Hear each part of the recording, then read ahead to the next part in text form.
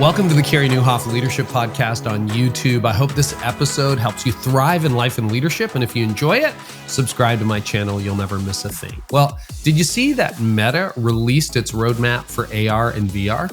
I share some interesting content like that and also a whole lot of other things every Friday in my free newsletter called On the Rise. If you haven't subscribed to it, I would encourage you to do that. There's a lot more than just the podcast. You can go to ontherisenewsletter.com and subscribe today for free. You can leave anytime, but I think you're going to absolutely love the On the Rise newsletter every Friday. And today's episode is also brought to you by Compassion. Compassion, do you know that Compassion deals directly with the local church? So they sponsor about 2.2 million kids around the world. But that aid is delivered to every family, to every child through the power of the local church. So when you subscribe to a Compassion Child, when your church partners up with Compassion, you are directly helping the local church around the world. And if you're worried that being involved with Compassion is going to be some heavy lifting, just the opposite.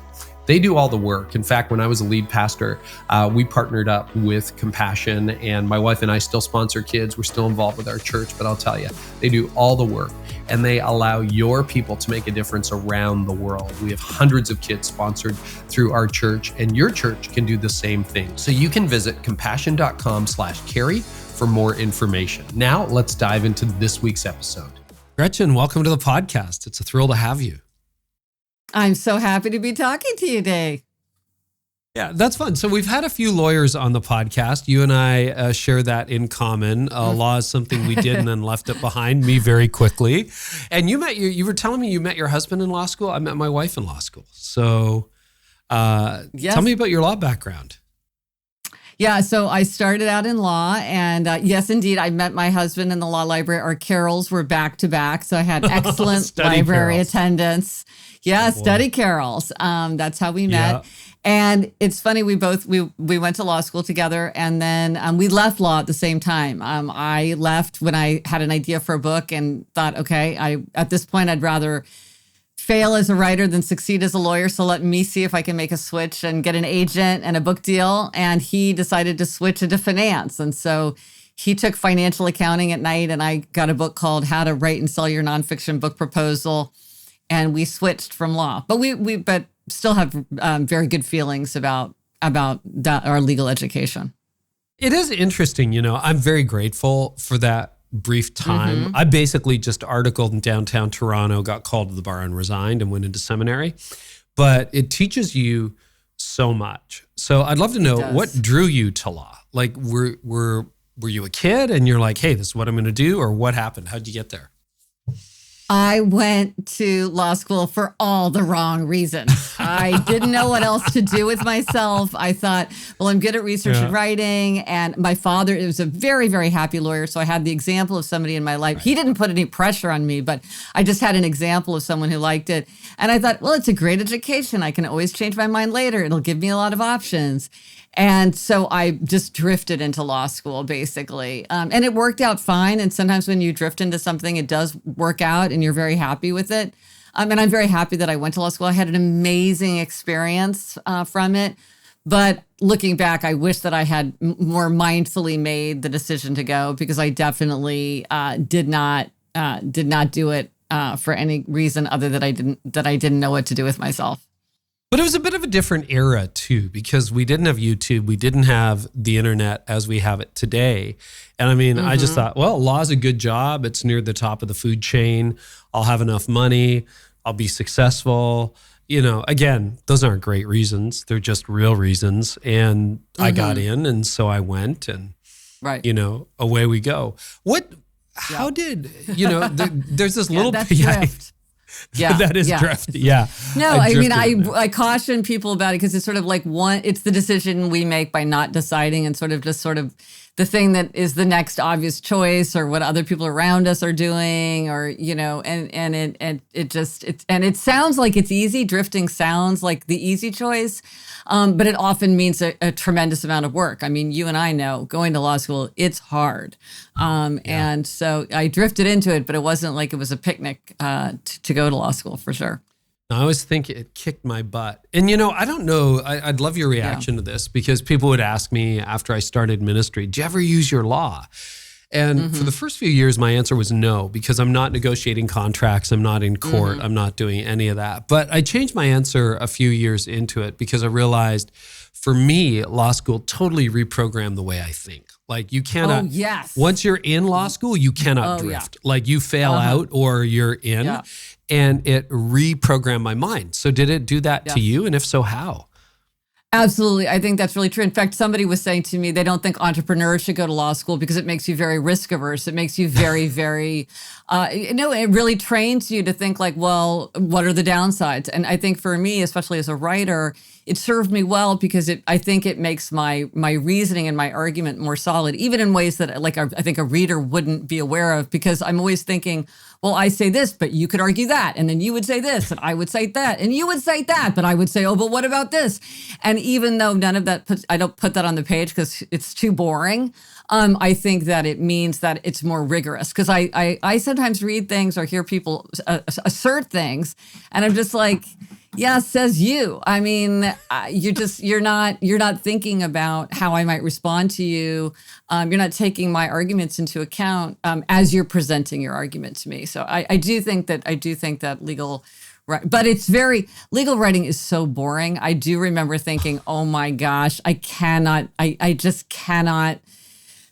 I will never write like this. And with all my writing, I'm like, how can I cut it? How can I cut it? How can I make it more clear? How can I make it just like because you fight your way through legal writing to try to understand what the heck anybody's talking about. It's a good discipline to be able to do it, but you definitely don't want to impose it on others, innocent bystanders. I think I took a course on like plain English for lawyers or something, and it was still terrible. It was bad. Yeah.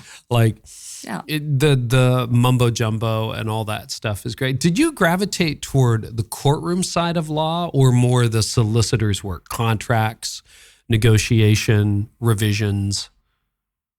Well, neither. I clerked for 2 years. So I clerked in the United States on the Second Circuit, which is a court of appeals, and then on the United States Supreme Court for Supreme Court Justice Sandra Day O'Connor. So I was a clerk, meaning I was working in a courtroom, but for on the judiciary side. And then I worked briefly at the Federal Communications Commission. I was an advisor to the person there. So I was doing kind of regulatory work. And I think I don't even know if you had to be a lawyer for that, though basically everybody was. So I was in a completely different area of it when I was in law. And that's when I left.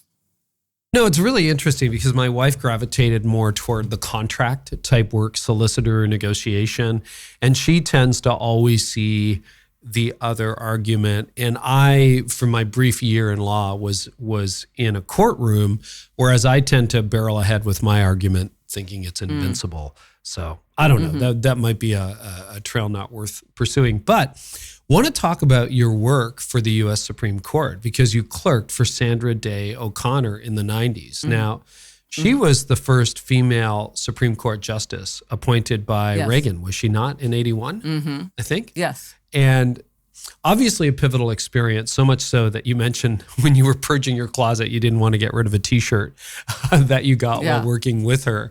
What were some of the key lessons, insights, or memories of that experience on the U.S. Supreme Court? Well, so many. I mean, one thing is whether or not you agree with the Supreme Court, it is people working at the highest level and with the greatest attention to detail and with the most rigorous attempt under their own lights to get it right. And you may disagree with them, but that is, in my experience, there was this very sincere desire to do like the most excellent work. And it's very exciting to be part of something where people really are doing their best work and every single person involved with it is just absolutely committed to that. So that was really exciting just in terms of standards, It's just like exciting to be feeling like you're even a tiny cog in the wheel of something like that. And then Justice O'Connor herself is just this sort of deeply kind of insightful, but also practical person. And I remember when I started working on the whole happiness project and researching happiness. Sometimes people would say to me, like, was she disappointed with you that you left law? And I thought, no, she thinks everybody should do whatever they think is right. But I said to her, well, Justice, what do you think is the secret to happiness? And instantly, so she obviously had her answer already because she didn't think about it. She said, work worth doing. And the more that I've thought about it, the more profound and true I think that is, because she didn't say that it's paid work. But I think having work worth doing in your life, whatever you conceive that work to be, is an essential part of happiness. And so I thought it was very typical of her that it would be 3 words long. she got right to the point always. And one of the things also that surprised me is that in the United States, you call the person Justice. Like you address them, you're like, hey, Justice, what do you think the secret to happiness is? And when I first got to the court, I just thought this was so funny. I wanted to laugh all the time because you're literally calling the person Justice, like they are the embodiment of justice.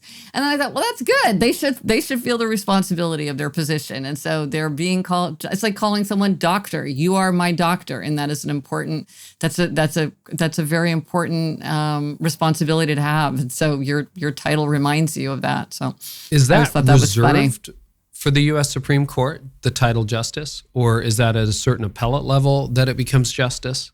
Well, in different state courts, it's different. They use different language. So, so probably there are other people called justice as well. But these justices are the justices, in capital J. Well, the Supreme Court's always in the news. What are a few things about the court that really surprised you when you got to see it from the inside? The court has changed so much that I don't know that what I would observe about the court would necessarily be true today. One of the things that I observed was that the court was very collegial, and that even though justices might very much disagree with each other, in terms of their opinions, they were very collegial in the way that they worked together. It was the warmth that all the justices showed towards their clerks. I mean, clerks only last a year. It's something where you come and go, and just the degree to which the justices really took an interest in their clerks and connected with their clerks, and even clerks for other justices, was very remarkable. And in fact, it's something that I've thought it's interesting that other professions don't really have this, because like being connected to a judge or justice is something that goes on for your whole life. It's something that like you'll say to somebody like, oh, this person like clerked 3 years ahead of me, and there'll be reunions. And it's like, it's a really ongoing mentor relationship, and you're kind of part of a group. And I thought this is something that in a lot of roles would really value. This would really be a great system to kind of adopt. And so I'm sort of surprised it isn't more widespread, because it's something that helps both the juniors and the seniors.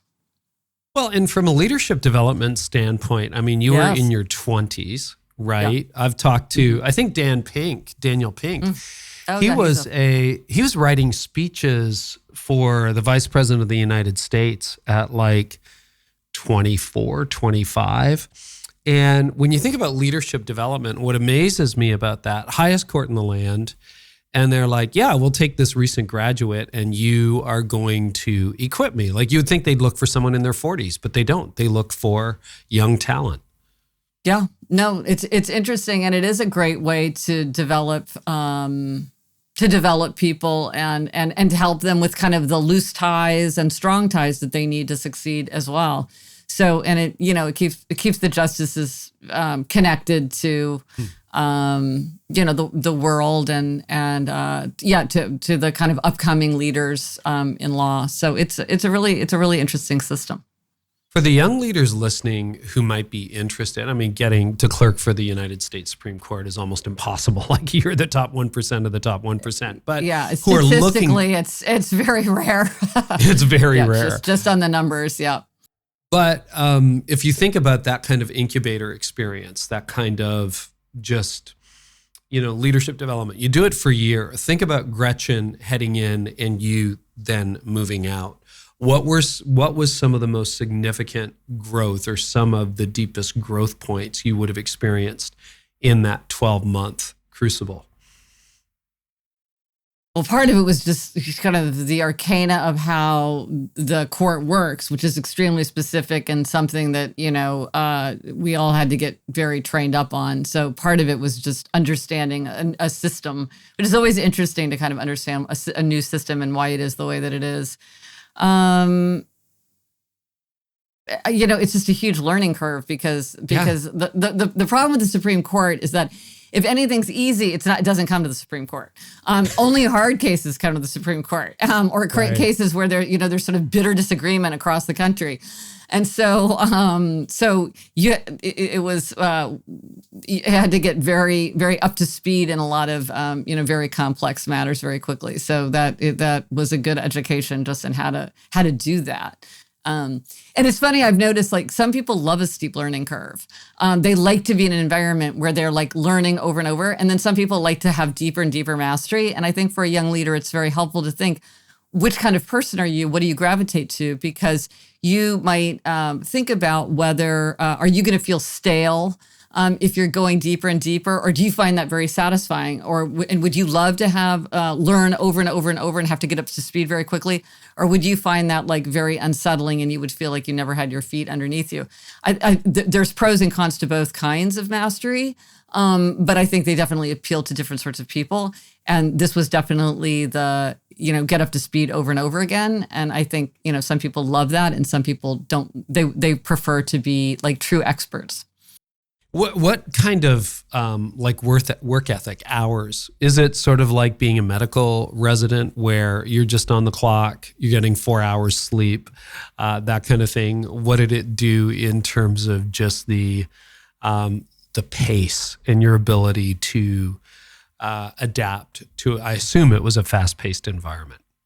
Yeah, it was very fast-paced and very hard deadlines. But it's funny, like when I asked the very same question when I was like, they were like, I came in for my introductory meeting, and the person said, well, it really depends on how fast you type, because there's just so much typing, so much writing. And I was like, well, actually, I was a temp secretary as like my college, summer job one year. So I'm a master typist. I type very, very fast. And so that really stood me in good stead because it's just like, what it's like. It's a lot of words and a lot of words having to be, just typed out. So it was manageable. I mean, certain times like you would work extremely long and hard hours, especially when there were capital cases that came up. But in general, it was it was hard, but it wasn't like round the clock. What took you out of law? Well, it's funny. I have this habit in my life. I'm very prone to epiphany, which is one of my favorite things about myself. And I was wandering around the Capitol, area in my lunch hour. And I just asked myself a rhetorical question, which I will often do. I was like, well, what am I interested in that everybody else in the world is interested in? Like, what's the most interesting thing? And I thought, well, power, money, fame, sex. It was like power, money, fame, sex. And I instantly was like completely captivated by what seemed to me like one big idea. And this happens to me often. I'll get really pulled into studying some subject. And this happened to me, and it had happened before, so I was familiar, but I just got deeper and deeper, and I was doing more and more research and taking pages and pages and pages of notes. And finally, it occurred to me, this is the kind of thing a person would do if they were going to write a book. And then I thought, well, maybe I could be the person to write that book. And my clerkship ended. I went and took another job, but all the while I was working on this in the background. And then finally, at a certain point, I was like, I need to give this a shot. I need to give it a try. I have this idea for a book. I've done all this work toward writing a book. Why don't I see if I can do it? And so that's how I ended up. So it wasn't so much that I was leaving law. It was more like I felt a very intense pull toward writing, and not just writing in general, but actually writing a book that I was sort of halfway done with by that point. I had done so much of the work for it. So I think that made my transition much easier because my path was very clear. I mean, I could succeed or fail, but I knew what it was. Whereas I think a lot of times when people want to make a change, they know what they don't want, but they don't know what they do want. And that's a harder thing to figure out. But for me, it was very obvious what it was that I wanted to be doing, which was to write that book, which was my first book, which was called Power, Money, Fame, Sex, A User's Guide. It's like a dark, satirical, kind of tongue-in-cheek user's guide. So it sounds like you did what Seth Godin calls picking yourself, choosing yourself, right? Mm-hmm. He's like, don't wait to get picked. Pick yourself. That's a really big move.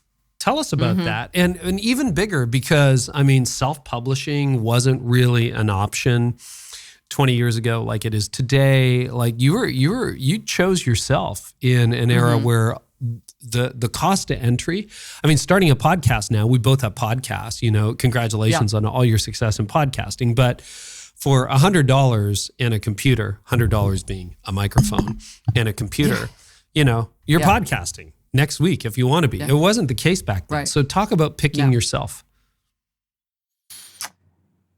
That's interesting because I never really thought of it that way, but you're exactly right. I mean, for me, really, it was the pull towards this idea. I just wanted to write this book. The only way that I can understand what I think is to write about it.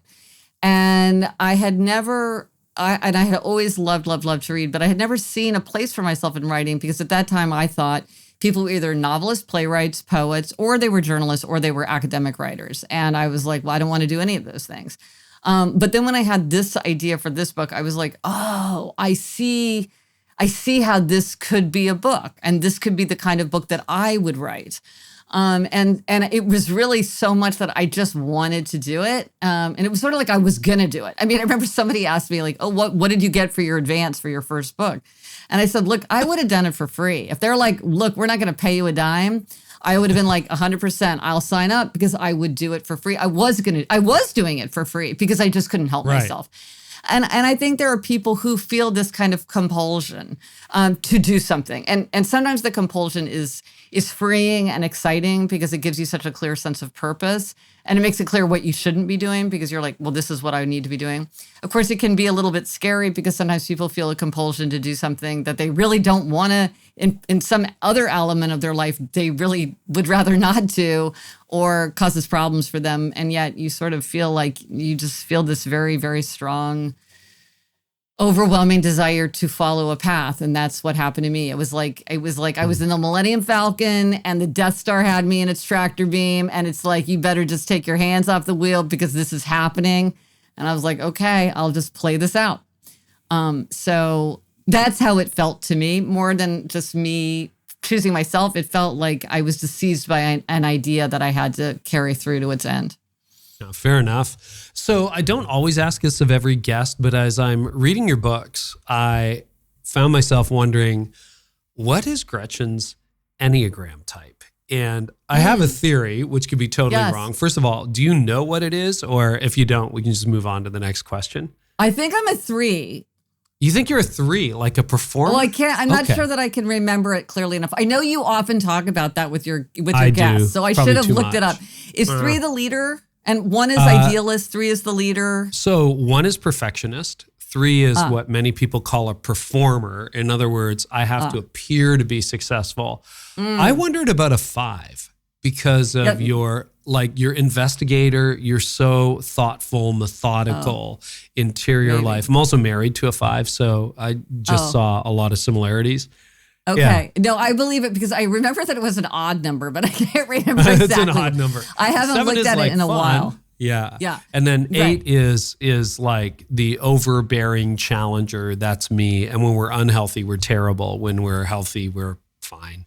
But okay. Well, it was just interesting because your level of analysis, and again, that's your legal background, but also your thought process. I thought, oh, this runs deep. Like you really think about things.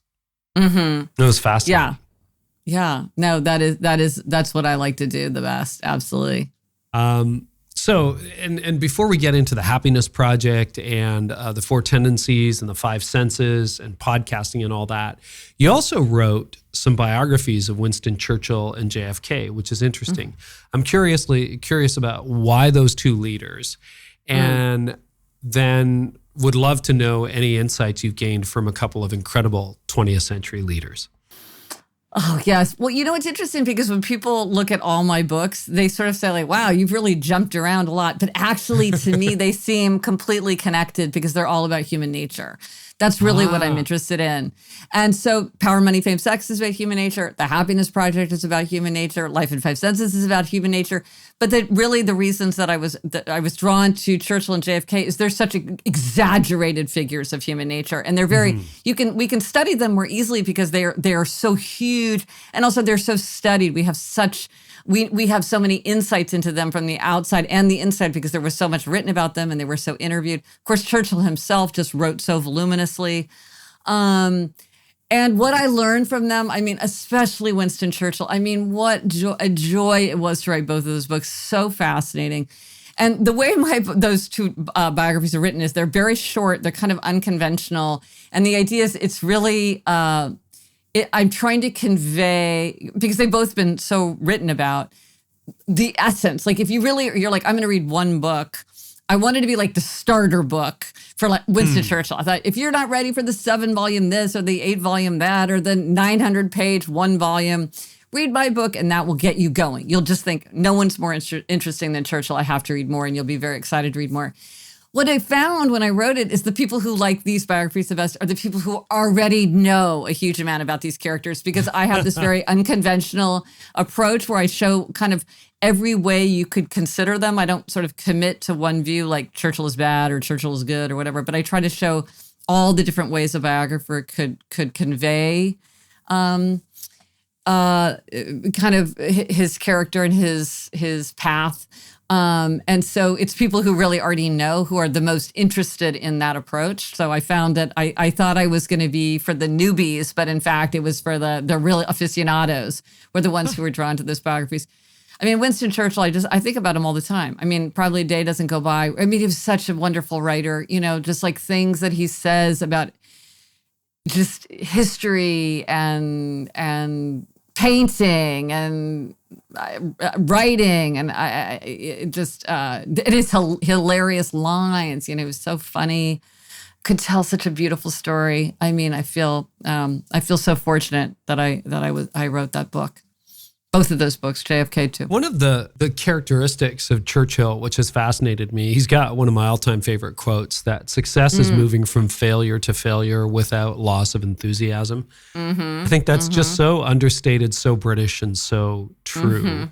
I think that's actually from him. It's not falsely attributed. But I mean, most of his life, from what I've read, was not a lot of success right up to 1940. He had a lot of failure, tough, got rejected a lot, kind of a Lincoln-esque type of life prior to Lincoln becoming president of the United States. What do you think allowed him to keep going? Because there's a lot of discouraged leaders, especially over the last few years, listening to this, and they're like, I'm just going to pack it in. And Churchill didn't do that. He didn't, and he was exactly the person for the occasion in 1940. I mean, I agree with the biographers who say, I think Europe could have had, and the world could have had, a very different future had Churchill not been prime minister at the time. Well, Hitler himself said of Churchill, if this war had not come, who then would speak of Churchill? So he was definitely like, I'm the one who made Churchill. It's like, oh, well, maybe that's true. Well, not the way you Hitler. figured. Oh, boy. Not the way you planned. No, I mean, one thing about Churchill is he had a very big ego. He really thought he was right. And he was very deeply committed to his vision. Which is one of the things that you can fault him for. But, and certainly some have done. But yes, he just had this unwavering vision of Britain, its role in the world, the course of history, the right and wrong, and how to proceed. And I think that really sustained him. I mean, he really had a remarkable career. He had all the most important offices except Chancellor of the Exchequer. He held every office at some time or another. He was involved in every kind of major historical event in, some capacity of responsibility, like in his, for everything that happened in his lifetime. When I was writing it, I was like, who did Churchill not know? I was like, he knew Coco Chanel. He knew, I mean, it was just like all these random people, like, just like there's a picture of them with Winston Churchill. So he was sort of in the center of everything. And he just refused to give up. As he said, never give up. So I think it was his belief in himself and his vision. It is really stirring to go back to those early days in World War II and think about what Churchill did and what he said and how events unfolded. So over the last decade, you become widely known through your podcast and also through your book, The Happiness Project, for your work on happiness. So for people who maybe haven't heard the podcast or read the book, can you talk about what the work's about and how you actually got interested in that? Mm-hmm. Well, I got interested in a very ordinary moment of my life. I was just finishing up my biography of JFK, and you know how it is when you're finishing a book, and it's kind of like it's not out in the world, but you've basically done your part, and so it's a little bit of a downtime. So I had a bit more bandwidth, and I was in a crowded city bus, and I always ask myself these rhetorical questions, which is very helpful for me professionally. And I said to myself, like, what do I want from life anyway? And I thought, well, I want to be happy. And then I thought, well, yeah, but I never think about, am I happy? Could I be happier? What is happiness anyway? And I thought, I should have a happiness project. And that was the word, that was the phrase that came to my mind. And I thought, yeah, I should. And all of a sudden I was seized again with this desire to do a huge amount of research. I went running to the library, got a giant stack of books, and started researching happiness. What is happiness? How can you make yourself happier? What's the science? What's the philosophy? What's pop culture? And at first I was just doing it for myself. I wanted to make myself happier. And so I was just very drawn to the subject. But I did my thing where I started reading and taking notes. And before long, I thought, wow, like this is just drawing me in. Maybe this should be my next big writing project. And so that's when I decided to write about happiness. But it started just thinking about it for my own life. And that was how it occurred to me. So that's what I called it, the Happiness Project. So that's how I got launched into it. So what the Happiness Project is I decided, okay, if I wanted to see if I could make myself happier, what would I do?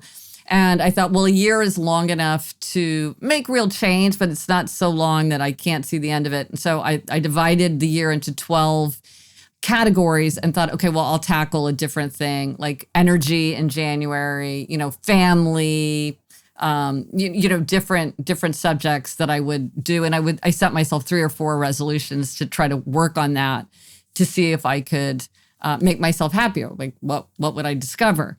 And so that's how I got into that. And then with the Happier with Gretchen Rubin podcast, which came later, I do that with my sister. And again, I have a very kind of Ben Franklin approach where I'm really like, okay, I want to know the practical side of it. Right. I never talk about things like dopamine because I'm like, I can't control my dopamine, but I can control what time I go to bed. I can't control, what's going on in my brain, but I can control, what's within my conscious. What can I consciously shape? That's what I really think about in my work is that aspect of it. And so in the Happier with Gretchen Rubin podcast, that's what we talk about. Is like we give a try this at home suggestion. So like what's something people could try at home, or what's a hack, like a little thing, that little shortcut people have found, things like that. So we talk about the research and the history of ideas and things, but always with an idea. That's what I'm very interested in. With Life in 5 Senses, again, it's like, well, how can I put this to action in my own life? And I always use myself as the guinea pig. I'm always, I'm a street scientist. I experiment on myself, and I'm always speaking through the lens of my own experience. So some people find that interesting and useful, and some people do not. I hear from them from time to time, and like, fair enough. You may not find me to be an interesting stand-in for yourself. Not everybody does. So, it was interesting in the Happiness Project, the book, you talk about having, and it was something I think a lot of people can identify. Like there was nothing wrong with your life, right? No. You were happily married. You have 2 daughters. Yeah. You have enough money. You can keep a roof over your head. You had a reasonable career, lots of experiences. There were many elements of even privilege, you could say, in your life. And yet there was it a malaise? Like, what would you say kind of undergirded that? Because when I read that, I'm like, oh, you're reading so many people's mail right now. And I've been in that place in my life, not there right now, but like where it was like, yeah, is this as good as it gets? Like, really? Right. So talk about that opening state that triggered the project. Yeah, I mean, you're exactly right. I was pretty happy. I mean, all around the world, when you say to people, are you pretty happy? Most people say they're either very happy or pretty happy. So I was not coming from a place of like deep darkness or, despair.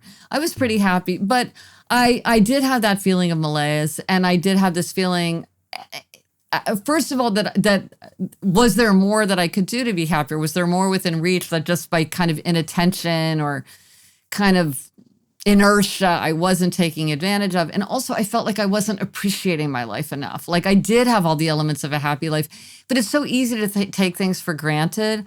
Often it's only when we're faced with loss that we appreciate what we have. And I thought, I'm just not appreciating just my ordinary day the way that I should. And to me, this is a very great challenge. And it's something that I write about over and over again, because I'm like, I don't want to take it for granted.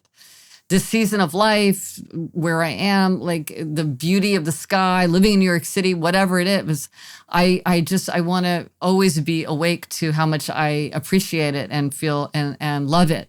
And so that was also a big element of the Happiness Project, is I was like, I wanted to do a better job. I wanted to be a better mother, a better wife, a better friend, a better daughter, a better sister, a better member of the community, a better citizen. I wanted to expect more.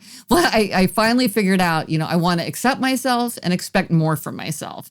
And that was part of the Happiness Project. How can I accept myself? How can I be Gretchen? How can I live up to that? But then also, how can I expect more from myself, and how and what should I do to expect more from myself? So that was all in the background of going into the Happiness Project. I want to drill down on what you spent January doing in the Happiness Project, which is focusing on your energy, because that's been a bit of a pursuit of mine over the last 15 years. I've written on not just time management and priority management, but energy management, because I burned out in 2006. And in the last 17 years, I've spent a lot of time thinking about, well, first of all, how do I never go back there? Secondly, managing my energy. And I'm discovering that it is this almost bottomless pit of fascinating reserves. Like you can actually do things to increase your energy that make every day better, that allow me, I was at dinner last night with a couple and they were like, how do you get so many podcast episodes done? How do you get all your work done? And a lot of it is energy management. So when you were doing the Happiness Project, what was some of the things, first of all, why energy? And then what did you do to try to boost it? No, I am 100% with you. Energy is so important to think about and focus on, and that's why I made it the first thing in the Happiness Project, is that if you have energy, everything else is easier. Everything else that would make you happier, it's easier. Because a lot of times you're like, oh, I should have a Super Bowl party, but I can't face like, all the errands and the emails and the this, like, and cleaning up the house. Like, I can't deal with it. Or like, sure, I should start a book group. That would be so fun. Or I should plan a family outing, but you're just so exhausted that you can't face it, even though it would make you happier. And so I thought, well, if I start with energy, all the things that I will do in the next 11 months will be easier for me, because I'll just have more energy to ask more of myself. And I think that's right. And I think that I completely agree that thinking about your energy is so important. So in the Happiness Project, this is something that I've been very, very focused on ever since, for exactly the reasons that you say. It's something that you really have to think about all the time. I find. So one was getting enough sleep. I think I'm a huge sleep zealot, getting enough sleep. One thing that I found since I wrote the Happiness Project, just because I'm so engaged with listeners and readers, is there's a real difference between morning people and night people. And like 30% of the world is truly night people, 40% is morning people, and then the rest is somewhere in between. It's largely genetically determined and also a function of age. And often I would talk to people and they're like, well, I've decided my New Year's resolution is I'm going to get up and go for a 2-mile run every day before breakfast. And I'm like, have you met yourself? Because no, you won't. You're a night person. And the fact is, night people are constantly told they should try to be morning people. Whereas, in fact, I think it's like back to your idea of energy management. It's much better off to say, hey, and I actually have a PDF on my website about helping you track your energy if you're not sure, because I think a lot of times people who are discouraged with their inability to do something, it's because they're trying to do it in a day where it's not right for them. Because if you're a night person, you're at your most productive and energetic later in the day. So for you, 4 p.m. all these people say, get up and do it first thing. I mean, that works for morning people, but for night people, they might be better off at 4. I have a friend who's a writer. She does her best work between 11 p.m. and 3 a.m. I have a friend who exercises at midnight. To me, this sounds bonkers. But then if I'm really busy, I'll get up at 4:30 or 5 and work. And they think, hey, that's bedtime. So... But I think when you track your energy, and you see this like in teams where you've got like a very morning person boss who's trying to like get the team on board by having something early when we're fresh and before the day is interrupted. But if that team is mostly night people, you're not going to be getting their best work. Or I have a friend, my sister who's a TV writer, she worked for a night person who was constantly trying to push important work into later hours, which she found very hard to manage. So again, it's not that one person's right and one person's wrong, or like let's point to the research and say who's right. It's that people are different, and so the question is, how do we manage those? How do we manage ourselves? And then if we're working with other people, how do we manage those differences to try to create a situation where everybody can thrive, rather than being like I'm right, you're wrong, or you're right, I'm wrong. So that was one thing that was I really have come to believe since working on the Happiness Project, embracing myself, my morning person self, and understanding that it's not the universal approach. And another thing is exercise. A lot of people think if you exercise, you're going to tire yourself out, but in fact, exercise tends to boost energy instead of draining energy, unless you're really, at the extremes of exercise. Yeah. And so feeling tired and sluggish is a reason to exercise, not a reason to skip exercising. And like even research has shown like even 20 minutes will do wonders for you. You do not have to be training for the marathon. Another thing, this is fascinating, is the new exciting research on daylight and the circadian rhythm. They're learning new things every day about getting that sunlight into your eyes, especially early morning sunlight. It helps you sleep better. It helps regulate all kinds of like mysterious, subtle, processes in the body. And so again, getting morning light is important. So if you can like go outside and go for a walk in the early morning with your dog, that's like happiness booster extreme. So I think a lot about the body. The physical experience always colors the emotional experience. So, managing energy through the body, I think, is very important. Yeah, and I totally resonate with what you're saying. It sounds like we're both morning people, and I am, and I think you can become a morning person. But when I speak about this, I do a quick poll of the audience, and it feels like leaders are overrepresented by morning people, and then there's always night owls in the crowd. But according to research that Dan Pink, our mutual friend, has collated, I think the book is called When, most people are midday. Your chronotype, like sometime between 10 a.m. and 4 p.m., you hit your peak energy. Mine is 7 a.m. to 11 a.m.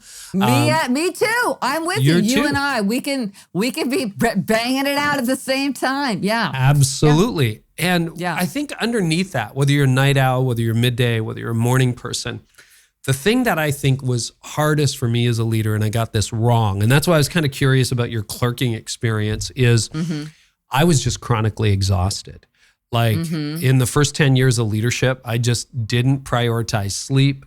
I took on too many challenges. I didn't have good boundaries, and I was just chronically exhausted. So I've literally spent 17 years getting and staying unexhausted, like experimenting all the time. I've got this Aura ring that tracks my HRV and the whole deal. Like I've gotten super nerdy about it. So did you have that prior to the Happiness Project, where you were kind of going through the day half awake or 3/4 awake, or like what did you learn about that? Was there an underlying exhaustion for you, or as you've interacted with readers? Because everywhere I go these days, it seems that's what people are dealing with. Well, this kind of backs up on the Four Tendencies framework that you alluded to, because my tendency is a tendency that tends to manage that kind of thing pretty easily. So I didn't have that as much. Like I wanted more energy, but I wasn't coming from a place of deep exhaustion, because I think that's part of this Four Tendencies framework. So can we jump in? Yeah, we can segue. Let's go to the Four Tendencies. Yeah. Okay. And I think this might really resonate with a lot of your listenership, because if you're thinking about like yourself and understanding yourself better, and then also if you're trying to reach people or understand like, why am I not connecting with them? Why are things not landing? The Four Tendencies framework can be really helpful. So I'm going to explain this very briefly, but if you want to take a quiz, you can go to quiz.gretchenrubin.com and it will tell you if you are an upholder, a questioner, an obliger, or a rebel. But let's talk about those four. Let's just lay them out one more time before we dive in. So questioner. Right. So what this is looking at is a very narrow aspect of your nature. It's very significant, but it's very narrow, and it's how you respond to expectations. So we all face two kinds of expectations: outer expectations like a work deadline, and inner expectations like my own desire to get back into meditation.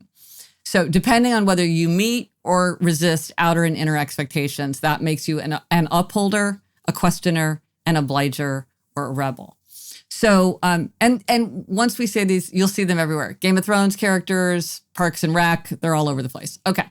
So upholders readily meet outer and inner expectations. They meet the work deadline. They keep the nearest resolution without much fuss. They want to know what other people expect from them, but their expectations for themselves are just as important or more important. So their motto is, discipline is my freedom.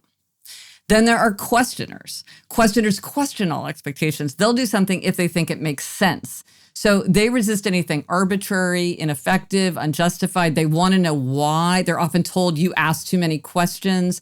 They tend to love research. They tend to love reasons.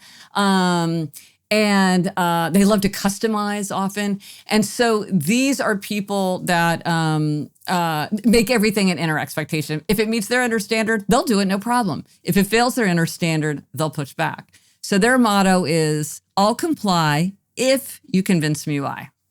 Then there are obligers. Obligers readily meet outer expectations, but they struggle to meet inner expectations. So when people say things like, why can I keep my promises at work, but I can't keep my promises to myself? That's a sign of being an obliger. Obligers are the rock of the world. They are the ones who come through the most often for others, but they have trouble meeting their expectations for themselves. The answer for them, spoiler alert, is to create outer accountability, even for an inner expectation. You want to read more? Join a book group. You want to exercise more? Take a class with a trainer, exercise with a friend who's annoyed if you don't show up, raise money for a charity, think of your duty to be a role model. That's getting outer accountability. So their motto is, you can count on me, and I'm counting on you to count on me. And then finally, rebels. Rebels resist all expectations, outer and inner alike. They want to do what they want to do in their own way, in their own time. They can do anything they want to do. They can do anything they choose to do. But if you ask or tell them to do something, they're very likely to resist. And typically they don't tell themselves what to do.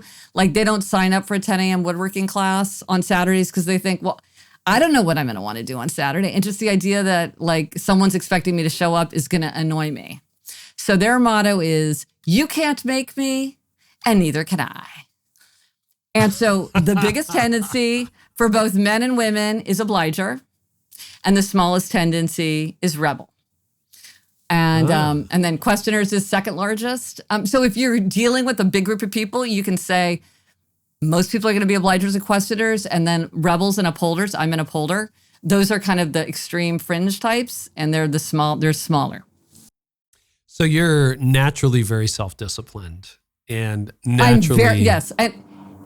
I'm naturally very self-disciplined. I've been that way since I was 3 years old. It's how I really think the tendencies are hardwired.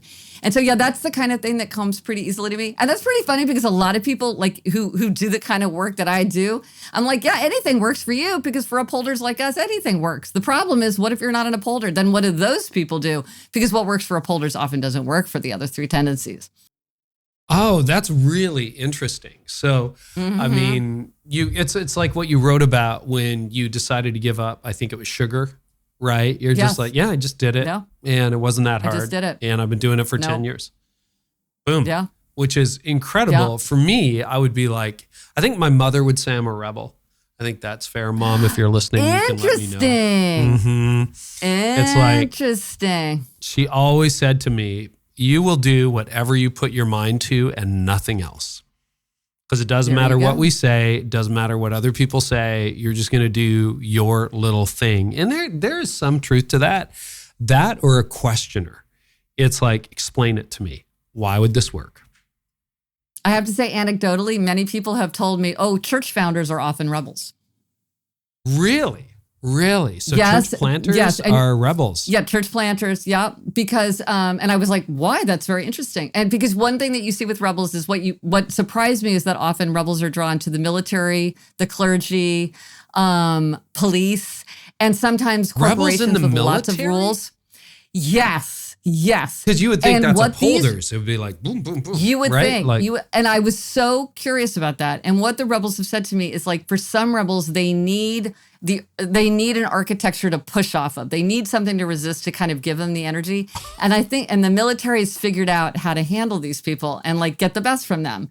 It's interesting. But I think with church planting, somebody said to me, somebody who like was telling me about their experience was like, the thing about rebels, they don't like to answer to anybody. And if you're only answering to God and you're the one who says what God says, well, then that's it, like you're the one in charge. And like really in the end, no one can tell you what to do because you're just doing what you think is right. And so I don't know. I'd be curious to know what you think about that. Yeah, I had a hard time, I would say, with authority and not wanting to necessarily be under authority or have anyone tell me what to do. So even in my 1 year in law, very rebel. I made up my own rules. It's like I went to court almost every day and I figured out how to win early. And it was like, well, as long as I can win, I can do what I want. So I bucked the firm culture and went home at 4 o'clock because the lawyers would stay till 7, 8, 9 o'clock, work every weekend. And I knew I was doing this just for a year before I went into seminary, did the bar ads and then went into seminary. And I was newly married and wanted to prioritize my marriage. So I would sneak out with all of the support staff at 4:30. But as long as I won every case, what were the lawyers going to say? So I made up my own rule. And I'm done in a year. So fire me. Go ahead. But I'm making you too much money for you to fire me. What does that sound like? And Carey, do I remember from a previous episode that you're a big fan of Thomas Merton, or was it one of your guests who was a big fan of Thomas Merton? One of my guests is. He is somebody I've read a little bit and want to get into more of. But yeah, tell me about Thomas Merton. He is a rebel, for sure. He's a rebel, is he really? Well. Oh yeah, go read his journals and you will say, oh, this guy's a rebel. So it might be, since you're a rebel too, it might be particularly interesting for you to read like just how he thinks because... and you might say, hey, he's this monk who's in this extraordinarily disciplined area. Why is he? Was he a Cistercian? I'm blanking on his I don't know order. enough about him. I'm trying to remember who was that. Okay. Was that, could have been Patrick Lencioni. Yeah, he was a Catholic. Yeah, he's a Roman Catholic monk, but I was trying to remember who the guest was. Yeah. Yeah, I don't remember who was talking about it, but I remember that you were having a conversation about. Yeah, he's best known probably for his spiritual memoir called 7-Story Mountain. But if for the Thomas Merton people out there, I would really highly recommend reading like the 8 volumes of his journal, which super compelling page-turning reading. But he's just very interesting to me as an example of someone who you might think would not be a rebel, but if you read his journal, it's like he's very, very much a rebel, and how he brought that rebel spirit is really fascinating. When you say church planters are rebels, it brings about sort of, and then also, I don't like any rules. Well, when you look at all the church leaders who have failed and all the headlines, et cetera, it's like, accountability would have been a really good thing in a lot of those cases, and maybe following a couple of rules would have been a good idea. So I think I've learned to be a lot more self-disciplined, a lot more deferential, but I think my nature is perhaps rebellious. Calvin would agree we're all rebels, but that's another story for another day. So anything else about rebels? Because is there that shadow side where, you could end up shipwrecking everything through a lack of discipline? Like where's the shadow side of being a rebel? Well, and you're exactly right. Each of the four tendencies has like strengths and weaknesses, and the strengths are the weaknesses. So you could say, well, the power of the rebel is that when they know what they want, they're unstoppable. They have this vision, they have this authenticity, they have just this energy to drive towards what they want. And depending on their values, like some rebels are incredibly civic minded, or have the highest level values, and it's their identity that matters to them. So are they that loving parent? Are they that responsible partner? Are they that boss that they want to be? And what is the vision that they're driving to? But then again, you're like, okay, but what's the downside of that? Is like, I don't want anybody else telling me what to do. And if you tell me what to do, I'm going to resist you. Even sometimes if it's something I was going to do already, now that you've told me to do it, I don't want to do it. And it can be hard for others. And here's something that's interesting. Okay, if you're a rebel, tell me if you've experienced this. Usually when there's a pair, either in romance or like a founding team, or like two people who often work together, if one person is a rebel, the other person is an obliger. That is by far do you have a lot of obligers that you can think of around you? Because rebels often will find lots of obligers around them. I would say my wife is probably an upholder. She's extremely internally disciplined and, generally doesn't buck the system, although she carves out her own path, but like not naturally a rule breaker. Obliger. Yeah, I bet you, and again, this is a new framework to me. I'm going to have to do the assessment. But I think probably my long-term EA was, and we worked so well together. She just had 3 kids in the last 5 years. So, she needed to just tap out and do some stuff at home. But was probably an obliger. I have to see what Sarah has to say about that. But I can see that. Like 8s from the Enneagram framework, 8s work really well together with 2s. So if you're a helper, right? 8s, that's a very good relationship, tends to be. So I can definitely see that. Well, and also for the obliger, like obligers feel very much the weight of outer expectations. So they're very excited because the rebel's like, we don't have to do that. We can ignore them. Let's go off. Like, we don't have to do what they tell us. And the obliger's like, really? Great. That sounds good to me. So they really are very complementary. But I have to say about obligers, they're the ones that team up the best with all 3 tendencies. They're like the type O of tendencies. They're the ones that pair up the most easily with the other 3. Yeah. So quiz.gretchenrubin.com? Yeah. Or just Google quiz. Gretchen Rubin quiz, and you'll find it. Like 3.5 million people have taken this quiz. You can get a little report. Yeah. So I want to, it feels like we could talk for hours about this stuff. Anything else on happiness? Because I want to talk about your new work on senses. Well, the last thing I would say about happiness is kind of the most important thing I discovered is we all have to do our own happiness project. Like, there's no right way. There's no one way. There's no one size fits all tool. And I think a lot of times when people get discouraged, they feel like, well, I'm trying to do something that everybody else feels like is really important for them. And it's not that it's not important for them. It's just that just because something is important to somebody else doesn't mean it's important to you, or vice versa. I'm so like touching on like life in 5 senses. One of the things people just kept saying to me, oh, music's the greatest. I listen to music all the time. You have to listen to more music. And I was like, I'm not such a music person, and for a while I didn't want to admit that about myself. Then I'm like, you know what? People are different, and they have a different world that they're inhabiting. And so that's very, I think for happiness, it can be kind of a relief to realize that we're not all going to come up with the same values, the same interests, the same priorities, the same aims. Yeah, one of my favorite titles in the book world, I haven't had him on the podcast, but I'd love to sometimes, Dan Harris, 10% Happier. He's a good pal of mine. He's the greatest guy. Oh, yes. So is he really? Oh, okay. Well, we got to connect. I'll do that. I thought that was such a great title. Yes. Because it was such a realistic title. It's like, everybody's promising, this is the happiness pill. You're going to be amazingly thrilled. You'll never have a bad day. And he's like, hey, I'm shooting for 10% happier, right? Well, and to that point, so Dan, because he's a friend, one of the things I tried and couldn't do and didn't do anything for me was meditation. I'm like, didn't work for me. It's a great tool, didn't work for me. And Dan was like, Gretchen, you've got to try it again. You've got to try it again. And he gave me this whole pitch for it. And I'm like, okay, Dan, you're so persuasive. I'm going to try it again. Tried it for another 5 months. And I'm like, it doesn't work for me because it's a great tool, but no tool fits every hand. It's not a tool that works for me. And so, meditation is something that works for a lot of people, but for some people, and once I sort of came out with that fact, a lot of people are like, oh yeah, meditation doesn't work for me either. It's like, right, so try something else. There's a lot of ways to achieve our aims. And so I don't think that if something's not working, like that's okay, try a different way to achieve an aim rather than spinning your wheels and getting frustrated if something just, it doesn't work for you. It's like, okay, well, let's think of other ways to achieve that aim. Well, I spent 20 years as a pastor. Meditation doesn't work for me either. So there we go. I have lots of friends who do it. And I'm like, all right, I don't know. I don't get it. Maybe I'm just not that contemplative type. I know. My brain is too active. And I know you're supposed to bring it back and focus on this, but I just don't.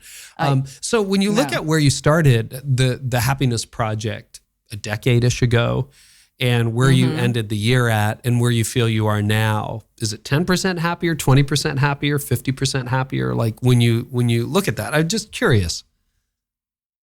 Well, that's such an interesting question. And when I started the Happiness Project, a friend of ours who's like a data guy was like, you should have your husband like rate you on a 1 to 10 scale every morning and every night. And I'm like, okay, I'm just telling you that would not contribute to my happiness. How to end a marriage, chapter 1. Right, yeah, no kidding. And also when like I have to like scale myself like that, I'm like, I'm both happy. I don't know. That melts my brain. So I would say this, when I'm just sitting on the subway, staring off into space, or I'm like falling asleep at night, I'm still the same person. When I started this, I scored 7 on the 1 to 10 scale, kind of a 7 by nature.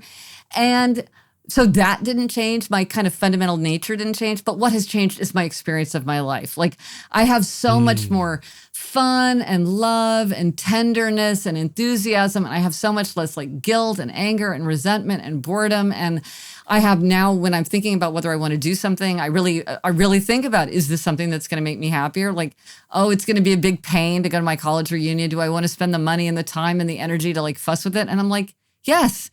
Because if we know anything, we know that relationships make people happier and long-term relationships are irreplaceable. And if I go, I'll probably be really, really happy that I went. So even though I don't feel like working on it right now, it's definitely something that I should do. So that's just one small example.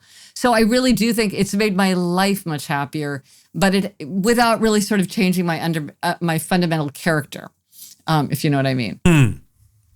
Yeah, that's really fair. And thanks for the honest assessment, too. There's way too many, quote, influencers out there who promise these magic pills that really don't lead anywhere. I love the honest. And I sense that in your writing. I sense that in your approach to things, that you're just given the straight goods, which is incredible. So let's talk about Life in 5 Senses, a delightful book. It made me very emotional. I know not everybody's read it. It wasn't out yet when we did this recording, but I found myself like tearing up at different points in a good way. That's like so happy lovely to tears. hear. Oh, good. Like profound. Like, wow, this is such a gift we have, this life, and you're processing it very similar to the happiness experience experiment, a year long, where you're going to go through the 5 senses. So just remind us what the 5 senses are, and maybe that's a good starting point, because I'm not sure we could all pass that kindergarten test anymore. Right. Well, and now researchers would say, no, we have 33 senses, 35 senses. So there are all these, there are more subtle senses running in the background. But I really wanted to focus on what you would call the Aristotelian senses, or the kindergarten senses, which are seeing, hearing, smelling, tasting, touching. Because there's kind of a glamour to those 5. We're much more aware of them, and like in our everyday cultural life, we're much more attuned to them, some more than others.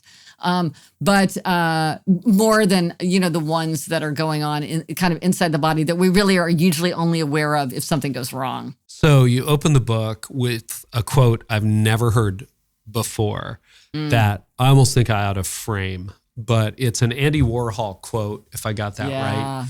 And he says, and quote, "Nobody looks at anything, it's too hard." And I'm like, oh. I'm so happy that you love that quotation as much as I do. Such a great quote. Doesn't that just Nobody pierce looks you at to anything. the heart? It's too hard. Absolutely. It's too hard. Let's unpack that. Yeah. What does that mean to you? Wow, Gretchen, that was a great quote. To me, it means that it takes just so much energy and focus to see what's happening right in front of me, to be attentive, to like not let myself drift into the fog of preoccupation, the fog of my own thoughts, my distractions, my petty worries, overlooking what's familiar because I just can't be bothered to really see it and hear it and smell it and taste it and touch it.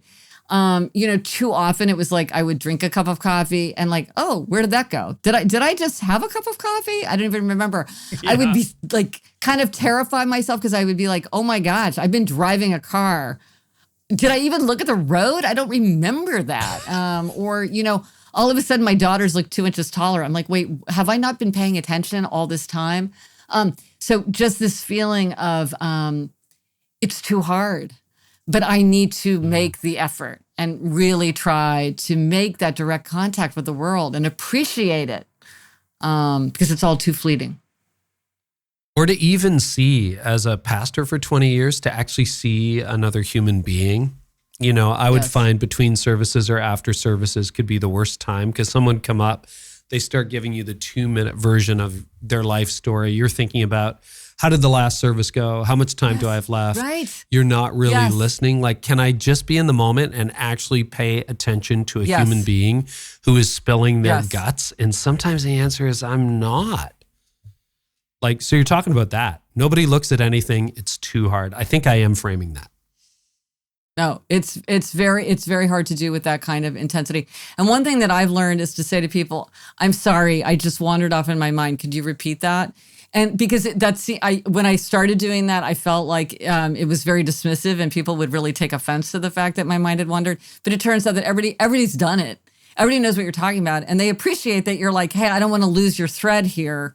Or you can say to somebody like, I can't really pay attention to you right now. And I say that to my children sometimes. It's like, I can't really pay attention to you right now because I have to deal with this other thing. Can we talk about this later so I can really give you my full attention? Because it's so draining to really hear, to really listen, to really look, to really be present. So I think it's something. But then on the other hand, part of what I did in this book was just to light in my 5 senses and let them roll over me, just and enjoy them and not try to be disciplined and try to focus, but just be like, this is recess time. I'm just going to let it, just be awake to it, in a playful, recess way. Again, people would often say, oh, is this a kind of 5 senses meditation? I'm like, no, this is the opposite of a meditation because I'm just sniffing the air and enjoying it. I'm not trying to discipline my mind. I just want to just be more open to things in a kind of a freewheeling way, in a playful way. Not that there's anything wrong with doing it in a focused way, but, it sounds like for you and me, maybe that's not the way we want to go. And there's this other way to do it. And I think that's what made me wistful or emotional in reading the book. It's like, this life has got a lot of challenges, but it's also very good and it's very beautiful. Mm-hmm. So my wife and I have been in Southern California. I was taking a walk. I mean, the ocean is just off to my right. And we do a beach walk every day. And I went out just for a walk by myself on the weekend. And, I'm having this adult conversation in my head about, I don't really want the waves to get my sandals wet because then, I'm going to have sand on my shoes. Then I got to wash them off. And then I'm like, stop it. Just take your sandals off, go get your feet wet. Don't worry about it. You're going to wash it off. It's going to take 10 seconds. But as adults, we forget. And the 5 senses are sight, hearing, smell, taste, and touch that you profile in the book. Was any of them in particular more impactful than others? Or is that an unfair question? Is it like asking you to pick between your kids, which you can't do, no parent can do? Well, one thing that I realized is that a lot of us have like senses that we just sort of automatically appreciate more, and then some of us have ones that we sort of neglect. And what's interesting, and so I think one of the things I found is that your neglected senses is kind of the low-hanging fruit, because that's something where you can really, like, you haven't been tapping into it as much, and so there's a lot to do there. So I think two of mine, well, all the senses are popular, but two of my neglected ones are very popular. One is tasting, and one is hearing. And so part of it was for me figuring out ways that were consistent with my own nature and that appealed to me, to get more enjoyment out of taste, find my own way. Because like, I don't really like going to fancy restaurants and trying new foods or cooking or spending a lot of time in farmers markets. But there were other things that I could find, that I did find, that would help me connect with kind of the joyfulness of the sense of taste and appreciation for it. And also its superpower of evoking memories, which all the senses are so good at evoking memories. And same thing with hearing. Everybody loves music. It's like universal ancient human culture. Nobody really knows why, but it's there. And I'm like, okay, but I don't really love music. But then a friend of mine said, I think you do love music. You just love it in your own way. And so that was a huge moment of self-knowledge for me, which I was like, I do love music. I just love it in a way that it doesn't seem like it's the way most people love it. I like songs. Like, I'll like a song, but then I don't want to go listen to all the music by that artist or all the music in that genre. And I don't want to spend time listening to new music. I just like the songs I like, and I'll listen to them over and over, and I'll have a really powerful emotional response to them, but just song by song. And there's nothing wrong with that. That's a perfectly fine way to love music. And once I admitted that to myself, I was able to take much more delight in my appreciation for music, because I wasn't kind of feeling bad about the fact that my way was different from the way that it seems to me most other people like to appreciate music. Well, it's sort of the be Gretchen rule, right? Like, just be you. Be Gretchen. Be Gretchen. Yeah. Feel free to substitute your own name, but yeah, be Gretchen. That's my first personal commandment. What did you learn about silence? Oh my goodness, I love silence. I think in an increasingly noisy world, I think people are seeking out silence, and it's very important to realize the value of silence if you need it.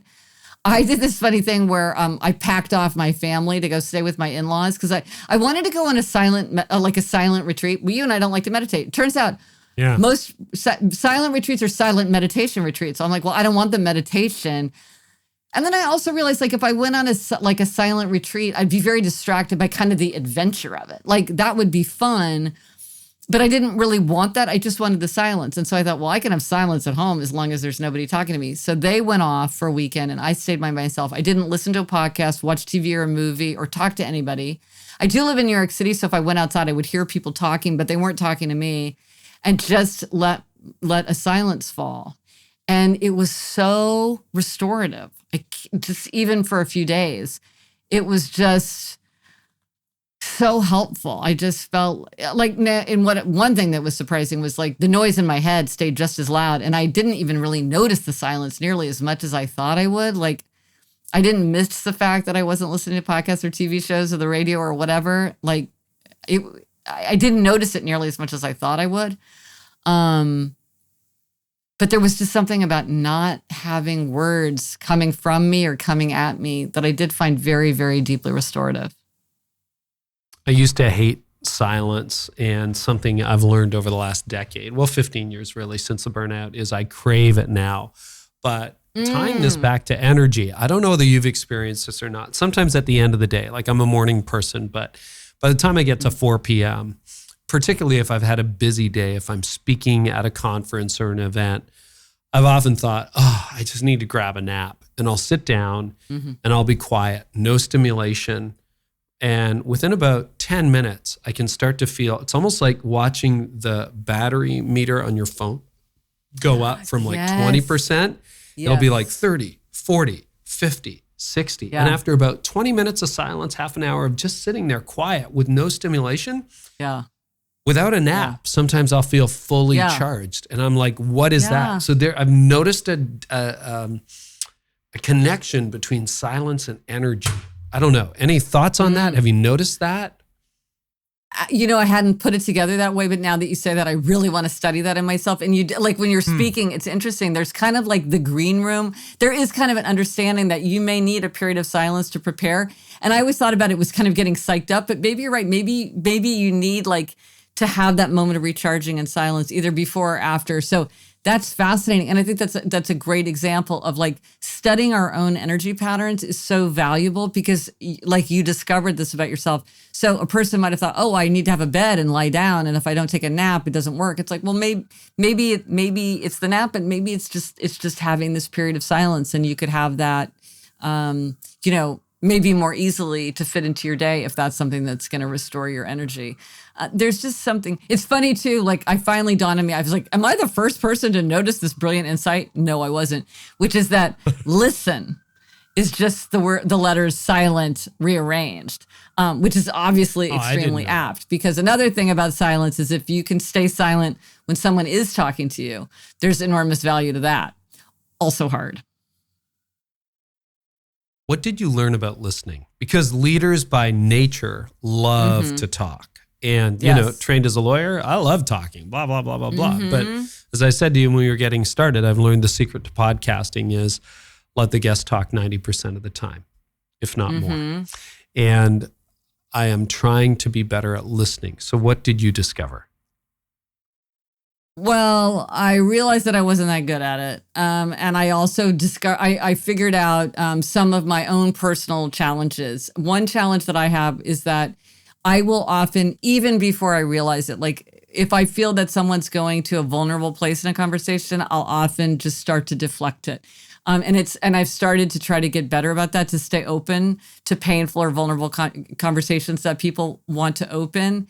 And I've had things where I have to even go back to somebody and say like, I felt like you wanted to talk about something, and I moved off of that before we talked about it. So would you like to go back to that now? And so that's something where I'm really trying to be in a conversation. And if I feel that happen, I mean, it's an honor that somebody is trying to say something to you, confide something that's probably painful. Just stay. If I don't know what to say, that's fine. Just stay silent. I realize that one of my tics too is that if somebody has an issue or something like that, my thing is like, I mean, I love to read and I have a book for everything. And I'm always like, oh my goodness, you're getting a divorce? You should read this book. Or, oh, you're having trouble with your child. This is a book for you. And, and I'm like, okay, back off. They haven't asked for a reading list. Like maybe later you could follow up with an email, or like if they say to you, oh, do you have any, but to just stay listening. And a thing that I find to be really helpful is assume the posture of listening. Put down a book or a phone or a paper or whatever. Turn your shoulders to face the person, look them in the eye, and nod and say and signal that you're listening. Don't do the thing like, well, I'm doing XYZ thing. Now, the one time when that's not true, I don't go into this in the book, but everybody who's got kids knows sometimes it's better you're driving, you're doing dishes, you're doing something where it feels less intense. That's sometimes when they confide. And that's, again, like you have to be ready to listen when somebody's ready to talk. Don't say like, I got to run, or let's talk about this later. When someone's ready to talk, you're ready to listen. Another thing that I found that's really helpful is if I am having a difficult conversation with somebody, like especially a family member, is to just like hold their hand or touch them in some way. It's hard to yell at somebody when you're holding their hand. It's hard to be like sarcastic and snarky if your hand is on their back. And so I find that like that, remember that I can help myself listen better and be a better, engage in conversation better by having a physical connection to them, if it's appropriate. Of course, this isn't something that will work in every circumstance, but it works in your family. So I particularly love the way you wrapped up life in 5 senses. You had a section just called More, which is really, I think, a promise. What did you discover as you went through, again, a year where you were in different quadrants or whatever, different periods, tapping into each of the 5 senses and really paying attention? What did you discover more of or experience more of? I mean, it was so much. This was one thing where it was so much more effective than I thought it would be. I mean, So many things. So one is more memories. Like we all know that the senses have the power to evoke memories, but I'm one of these people, I don't have a good memory of my own past. Sort of haunts me. I'm always looking for ways to bring up memories or solidify memories. And tapping, I did like a taste timeline. I wrote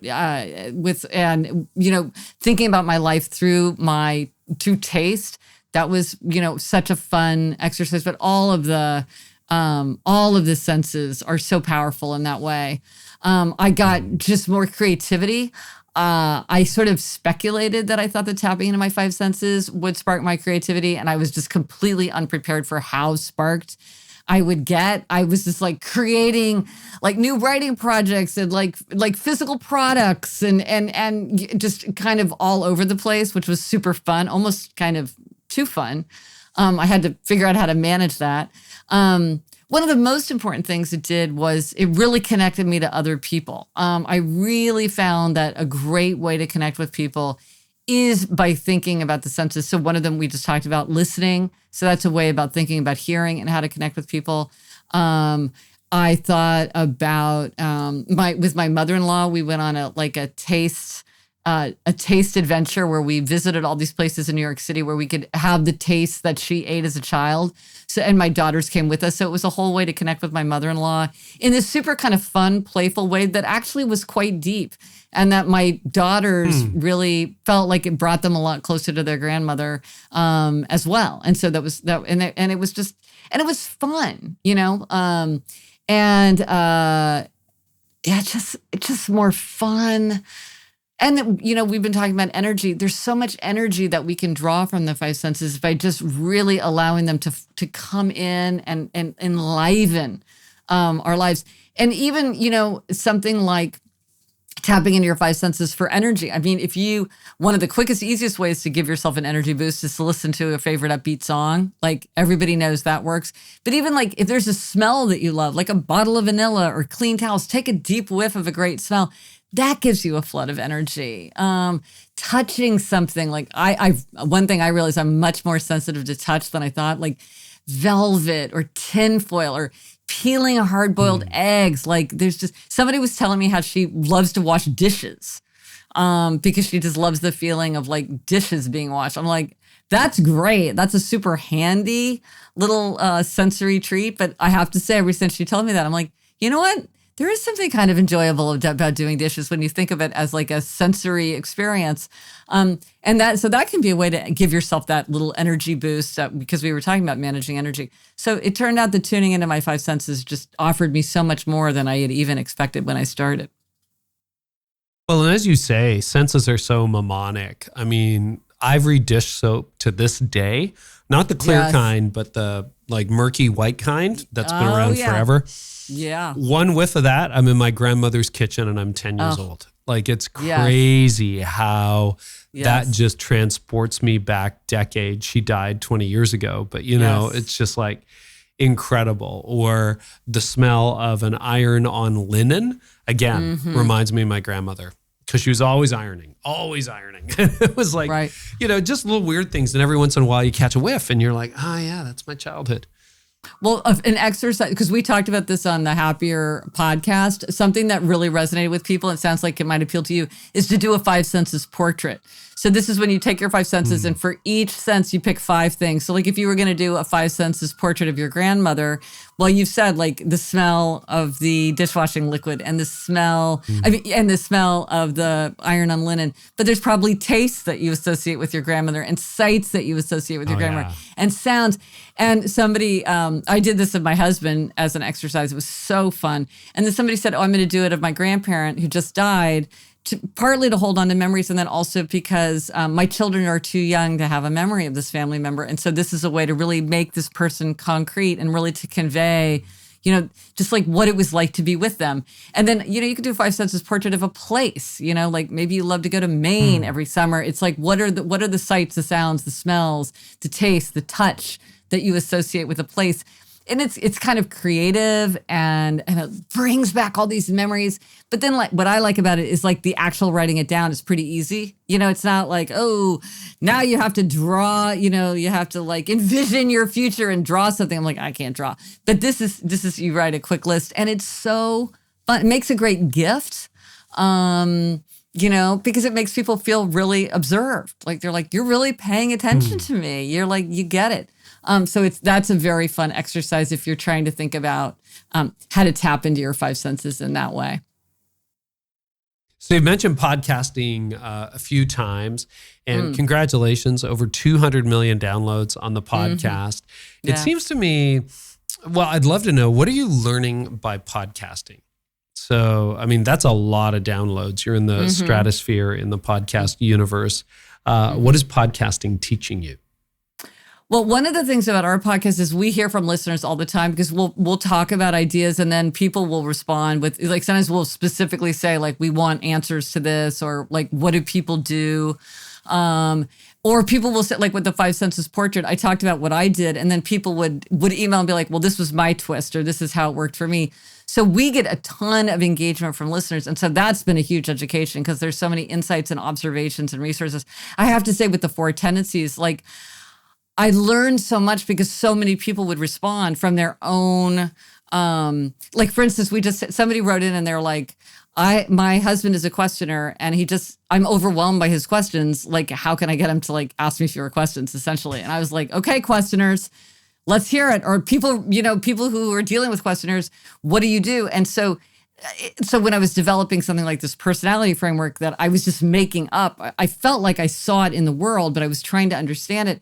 I just got so many people responding that it just enriched my understanding.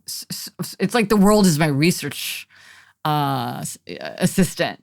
So that's part of what I learned. And then also I learned like what resonates with people, because sometimes, and I'm sure you've had this experience too, where you talk about something, you think it's a really big, interesting idea and nobody responds to it. And then sometimes you'll like throw out an offhand comment and people are like going wild.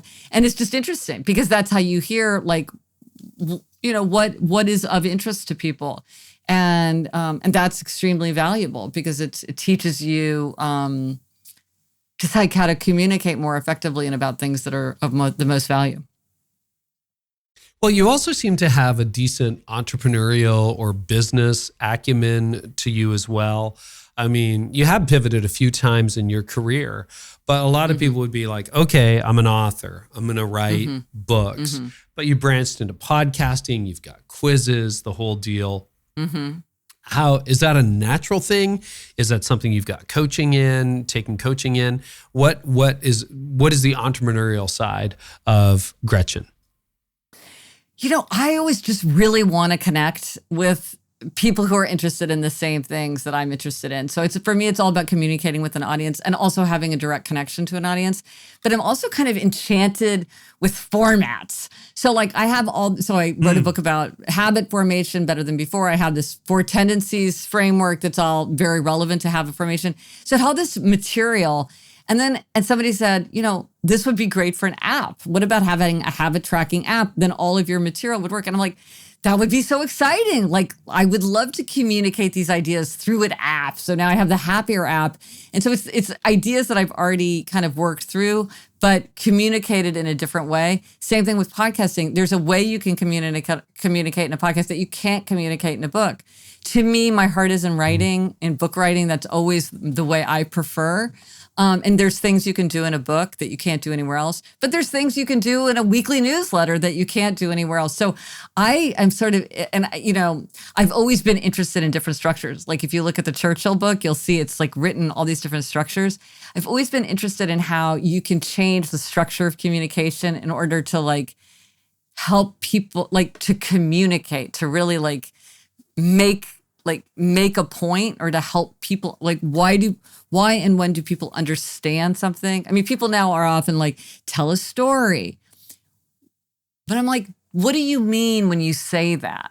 Because maybe yes and maybe no. And maybe what you think is a story is actually just a description of something that happened, which isn't the same thing as a story. And so it has sort of led me into these entrepreneurial routes because there's all these new tools, and every time a new tool comes, I'm like, ooh, maybe I should use this new tool. Like maybe this is some cool new thing. Which sometimes I have definitely tried some things that failed because I tried a tool that ended up not working or being too cumbersome or not interesting to anybody. I've had all those things happen. So I find it very exciting. Or like now I have journals because I'm like, some people really want to journal. I have all these know yourself better questions. People are like, you should make a journal. And I'm like, I should make a journal. That would be really fun. And so I am very interested in how can you help communicate ideas through changing the means of communication. What fuels your curiosity, and how do you keep it so sharp decades into your leadership?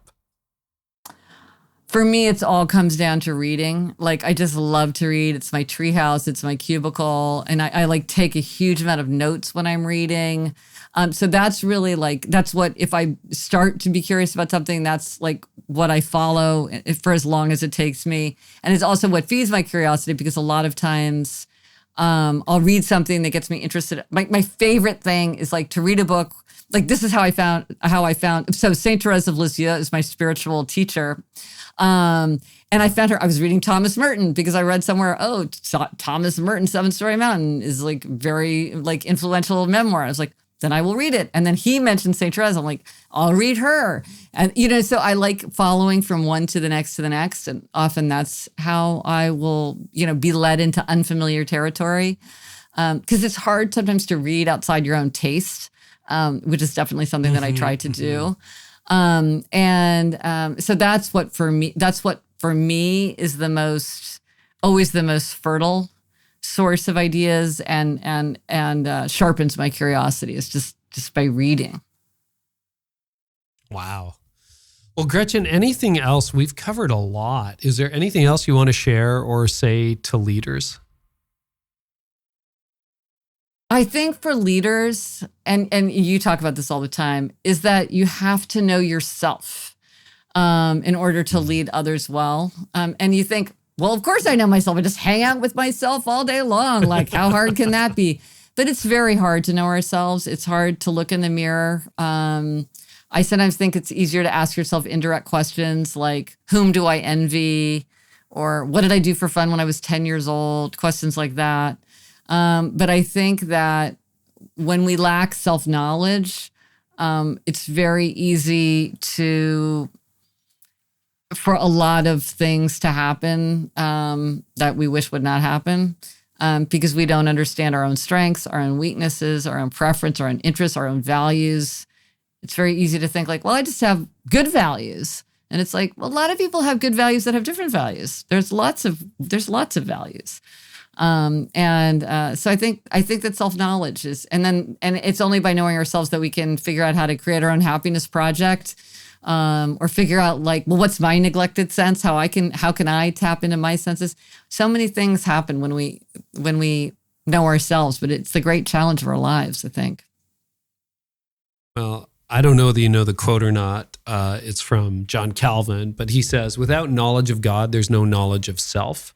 Mm-hmm. But without knowledge of self, there's no knowledge of God. Yes. Oh, deep, so rich. Right? You can think about so many layers to that. Think about that all the time. And one now to add to my memory is nobody looks at anything. It's too hard. I hope that continues to challenge me into my 60s, 70s, 80s, and who knows where else that leads. But Gretchen, your gift, thank you so much for this conversation. So where can people find all things Gretchen Rubin these days? Oh, there's so many places. So my website, GretchenRubin.com, is a great place to find information about books. I've got a ton of articles. The quizzes are there, and a lot of free resources. If you want to take the Four Tendencies quiz, again, you can go to quiz.GretchenRubin.com, or it's on the site as well. I have the podcast that we were just talking about called Happier with Gretchen Rubin. I have the Happier app, which is a free habit tracking app. If people want to try that, it's just called the Happier app, and buy it in the App Store. And I'm all over social media, and my handle is Gretchen Rubin. And I really love to hear from people about, questions and comments and observations and resources that people, I spend a lot of time just reading the books that people recommend to me that like, Gretchen, I think this sounds like a kind of book you'd like. I'm like, okay, I'll read it. So I love to hear from people. I got a weekly newsletter. If you love quotations, you and I love quotations. I have such a gigantic trove of quotations. I was like, how do I use new tools to put my quotations into the world? So I have a Moment of Happiness newsletter where you can get like just a beautiful quotation, from some towering master of writing every weekday. And it's something about happiness or human nature. So the Moment of Happiness newsletter. So I got more stuff than anybody would ever want to explore, but it's all about happiness, good habits, the 5 senses, human nature. Well, it's been an absolutely delightful conversation. I so appreciate your work. I'm honored that you're also a listener and I am a new friend, Gretchen. Yes. Thank you so much for being on the podcast. Thank you so much. Today. It made me so happy to talk to you.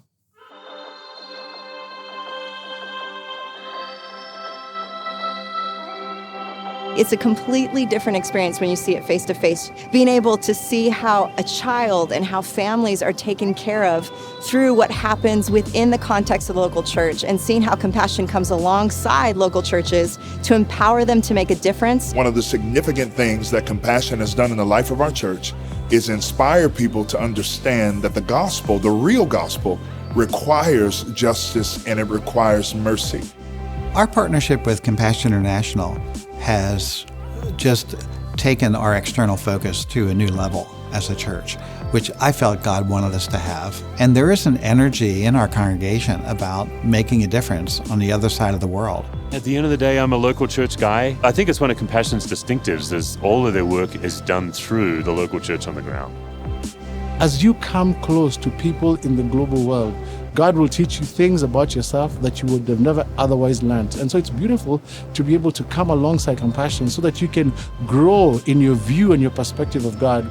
I see Compassion as an on-ramp, and it's really given us the opportunity to share the importance of sharing with others. It's really increasing our capacity as an entire church to love and to look beyond our own selves and to see the needs of others.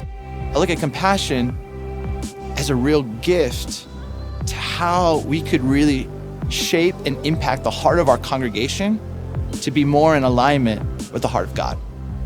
This is a great partnership. It's a great tool that helps get people to join in something that's building the kingdom of God.